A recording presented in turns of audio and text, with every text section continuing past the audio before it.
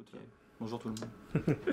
Alors bonjour Julien, Bonjour bienvenue sur la Taverne du Namavard. Merci beaucoup. On va faire un petit interview pour parler un peu de ton parcours, de tout ce que tu fais au niveau écriture et tout ça. Ok, ça roule. Donc je vais te poser quelques questions. Alors la première c'est depuis combien de temps tu as commencé à écrire? Alors, c'est assez vieux. J'ai commencé tout gamin, enfin quand j'étais vraiment collégien à l'époque. J'ai bossé un petit peu dans les journaux de lycée. J'étais au lycée Montchappet à Dijon.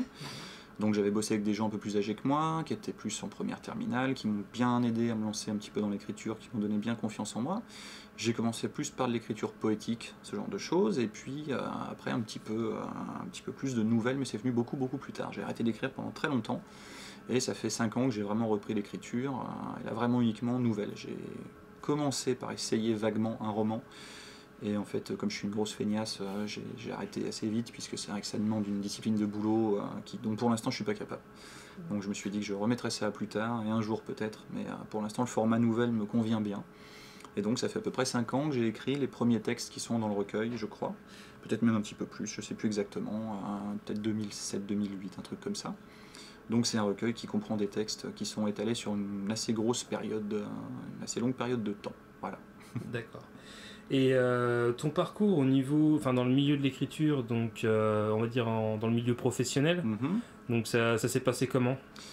Alors, dans le milieu professionnel, c'est une vaste question. En fait, il y a un critique qui m'a reproché il n'y a pas longtemps de ne pas avoir suivi un cursus d'écrivain traditionnel. Alors, je ne sais pas ce qu'il entend par un cursus traditionnel, je ne vois pas trop ce que c'est.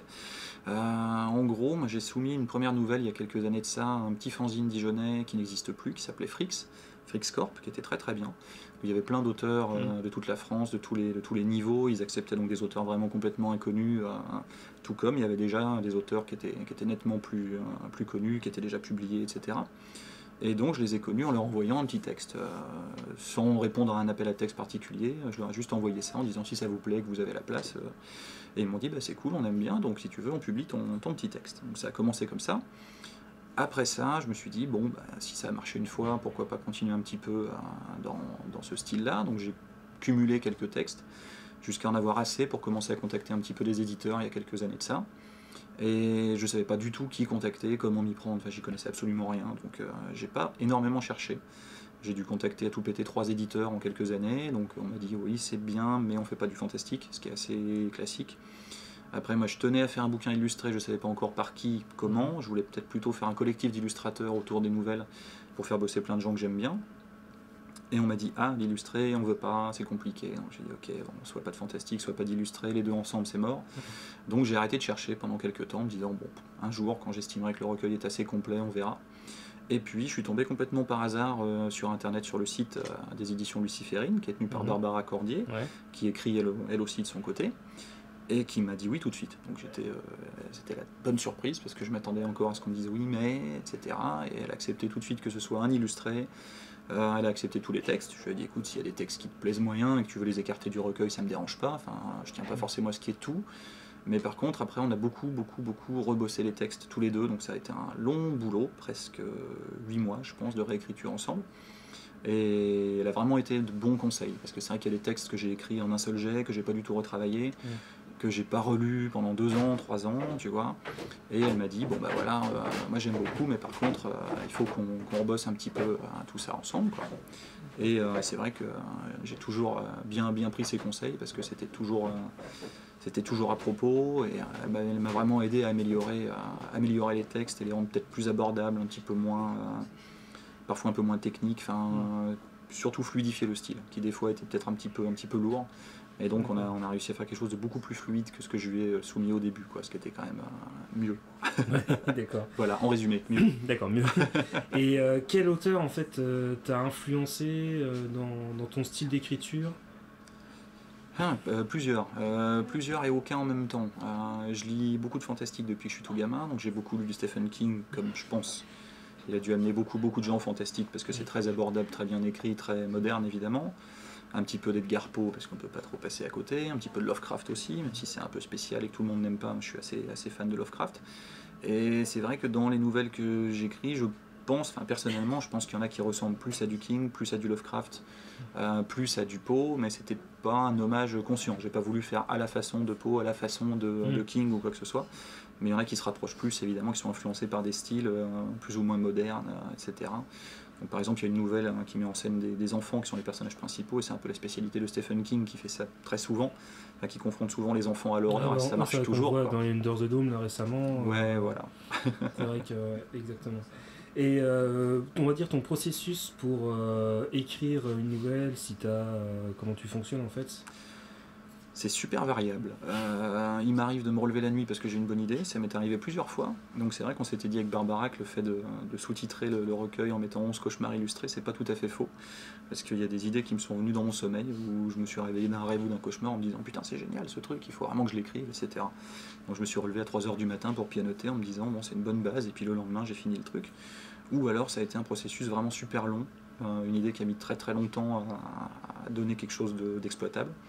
Donc il y a des nouvelles que j'ai écrites en une demi-heure pour les plus courtes, et d'autres qui m'ont pris des mois de boulot, où je savais que l'idée n'était pas mauvaise, mais où j'ai mis très longtemps à construire la trame pour faire quelque chose qui me plaisait vraiment. Donc je ne peux pas te donner un processus type que je reproduirai à chaque fois, c'est vraiment très, très variable, puisque je ne me considère pas vraiment comme un écrivain, je suis plus un passionné d'écriture. Je ne peux pas vraiment dire que ce soit un boulot pour moi, c'est vraiment juste une passion, et je fais ça vraiment à temps perdu, comme d'autres trucs, comme je fais de la musique, comme je fais de la photo et tout ça, et j'ai pas de discipline de travail. Voilà. D'accord, et je sais qu'il y a énormément d'auteurs, comme tu dis, passionnés d'écriture, qui pour écrire justement ont besoin d'avoir de la musique dans les oreilles, ou peut-être pour développer un peu leur imaginaire, je sais pas si toi c'est pareil, si... Là aussi c'est variable, ça m'arrive, ça m'arrive de me dire effectivement avec un petit fond musical je serais peut-être plus inspiré. En même temps j'évite parce que je veux pas être trop influencé non plus par ce que j'entends, et pas que ça transparaisse trop. Et pour te donner un exemple, j'avais lu il y a quelques années un petit bouquin de je ne sais plus quel auteur français, Maxime Chatham, qui disait voilà, moi j'ai écrit ce bouquin en écoutant telle musique, si vous voulez retrouver mon expérience, écoutez telle musique. Je trouvais que ça influençait quand même vachement l'imaginaire du lecteur, il fallait peut-être pas pousser non plus de bouchon jusqu'à dire si vous voulez avoir les mêmes images mentales que moi, c'est pas le but. Tout le monde a des images mentales différentes en lisant. Tout le monde a sa propre imagination, quoi. Complètement, et je veux pas non plus déjà que moi ça m'influence trop, parce que c'est bien aussi que chacun ait sa perception d'une scène ou d'une histoire. S'imagine un personnage avec tel ou tel physique, ou il y a des personnages que je décris beaucoup, d'autres que je décris très peu. Et j'essaye de pas trop laisser la musique ou l'environnement m'influencer dans mon écriture. Mais ça m'arrive juste par confort personnel. C'est pas vraiment en lien direct avec la création, c'est plus une question de confort, on va dire. J'aime bien de temps en temps être stimulé par ce que j'écoute. Et c'est très variable aussi. Donc c'est du rock prog, du Killing Joke, du metal, de l'indus, tout ce que tu veux. D'accord. Du punk qui tâche, voilà. Du classique aussi, un peu de tout. Un peu de tout. Ouais. Voilà. Au niveau des jeunes générations, on voit qu'ils lisent de moins en moins. Est-ce que toi, tu aurais peut-être une idée pour, on va dire, les ramener un peu à ça, parce qu'on voit qu'ils ont au niveau de l'imaginaire peut-être de moins en moins de justement. Alors, je dirais pas que les jeunes générations lisent de moins en moins. En fait, les jeunes générations lisent de plus en plus, mais de moins en moins de bouquins. Parce que, en fait, on n'a jamais autant communiqué par écrit que depuis SMS, Facebook, etc. Nous, on était plus la génération de téléphone, on se passait un coup de fil et on se voyait. Maintenant, c'est plus la communication écrite. Par contre, on constate qu'il y a quand même une émulation négative, où quand il y en a un qui écrit comme un pied, il va influencer ses copains à écrire comme des pieds. Donc, on va pas forcément vers le mieux. Et c'est vrai que un peu plus de lecture ça pourrait être pas mal, et c'est vrai que pour ça la nouvelle c'est bien, parce que c'est vrai que ça reste court, c'est ça l'idée, c'est que les gamins sont pas forcément bottés, leur mettre un roman comme ça sous le nez en leur disant tu verras c'est super, ils vont dire putain 800 pages, non c'est pas la peine quoi, ça va être chiant ton truc, ils vont tout de suite se dire que si c'est long ça va être chiant, alors que pas forcément. Mais peut-être commencer par des textes un petit peu courts qui les amènent à se dire c'est vrai qu'on peut lire des trucs et c'est intéressant, ça va vite, c'est percutant, il y a quand même de l'action. Ça peut les amener peut-être à aller ensuite vers le roman et peut-être vers les plus classiques après. Je dis pas qu'ils vont passer direct à Tolstoï, il faut peut-être pas pousser, mais ça peut peut-être les amener vers la vieille SF style Jules Verne, qui est très très bien écrite, qui est pour moi une super école de la langue française aussi. Et puis peut-être après passer sur du plus classique, du Hugo, des trucs comme ça. Il me semble que c'est peut-être pas con, après je sais pas. C'est vrai que je pense qu'un format court, un format nerveux, pas Twitter non plus, mais peut-être format post-Facebook de quelques paragraphes, ça peut peut-être les aider à aller vers quelque chose d'un peu plus long, un peu plus construit. Y aller progressivement, en fait. Voilà, c'est ça. Faut les prendre par la douceur quand même, faut pas trop les brusquer. Au niveau des, on voit au niveau aussi des, comment dire, des livres numériques. Il y a un gros développement là-dessus. Qu'est-ce que toi tu penses de ça au niveau, tu préfères toi peut-être avoir un livre physique plutôt que... C'est uniquement par convenance perso, c'est par confort, c'est parce que j'ai beaucoup de mal à lire sur un écran et j'ai même beaucoup de mal à écrire sur un écran parce que ça me nique les yeux tout simplement. Donc c'est vrai que j'écris super mal en graphie, donc je galère si j'écris à la main, c'est vrai que je fatigue très vite. Donc le format tapoter ça me va, mais par contre bosser 3 heures devant un écran ça me fatigue beaucoup et j'envisage pas du tout de lire sur un écran. Donc en même temps j'ai pas de matos adapté, j'ai pas de liseuse qui fatigue pas les yeux, je sais qu'il y a la Kindle, Amazon, machin qui se vend pas très bien d'ailleurs mais qui apparemment est quand même assez confortable pour lire.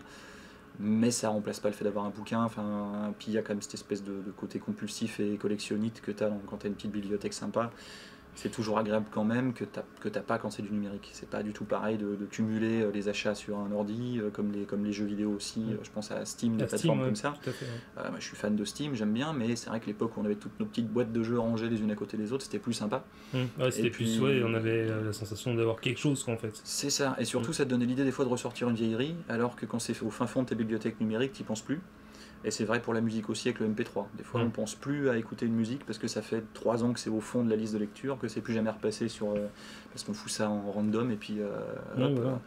Et des fois, on fait des redécouvertes en disant « Oh putain, tiens, j'avais ça, c'était sympa et tout ». Alors qu'une bibliothèque, quand on ne sait pas quoi lire, on va repasser devant tous les titres, et se dire « Ouais, putain, ça c'était vraiment bien, je me rappelle, ça fait 5 ans que je l'ai lu, mais allez, je le relis, quoi ». Et on va relire un bouquin 4, 5, 10 fois dans sa vie, alors que... Pour le reste, c'est plus du consumérisme. Le numérique, ça se consomme et ça se jette. On y revient beaucoup moins facilement, je pense, quand même, quoi. Et est-ce que tu aurais, pour des jeunes ou même des moins jeunes qui voudraient essayer de se lancer dans l'écriture, dans l'expérience de l'écriture, un conseil à leur donner par rapport à, pour débuter, pour... Ah, c'est vachement difficile. C'est vrai que comme je n'ai pas suivi le cursus de l'écrivain classique, c'est pas évident. Moi, je dirais qu'il faut écrire un maximum. Surtout pas écrire pour plaire. Je pense qu'il faut écrire pour se faire plaisir d'abord.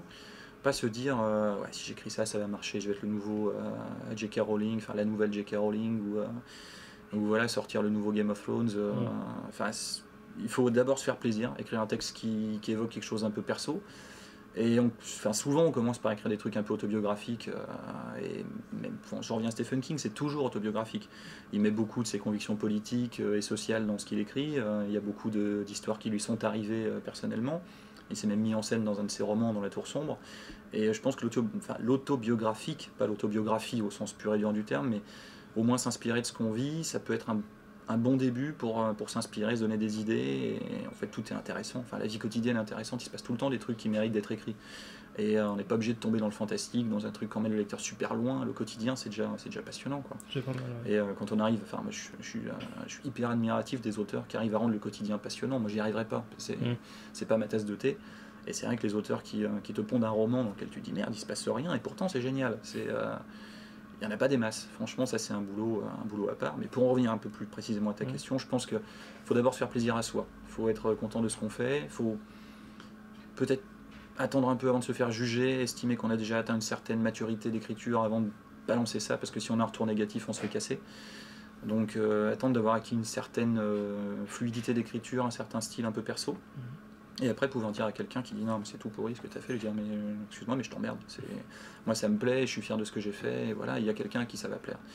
Et se confronter à la critique, le problème c'est que les jeunes sont tout le temps confrontés à la critique maintenant, justement à cause des réseaux sociaux, à cause de plein de trucs comme ça.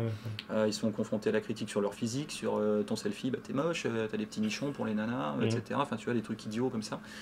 Et en littérature, ça peut briser des vocations, tout comme les réseaux sociaux peuvent briser des gamins en pleine découverte d'eux-mêmes. En littérature, c'est pareil. Donc je pense qu'avant de se confronter vraiment à un retour où on va pouvoir entendre la vérité, où on m'a dit ton texte il est pas top là, peut-être que la fin.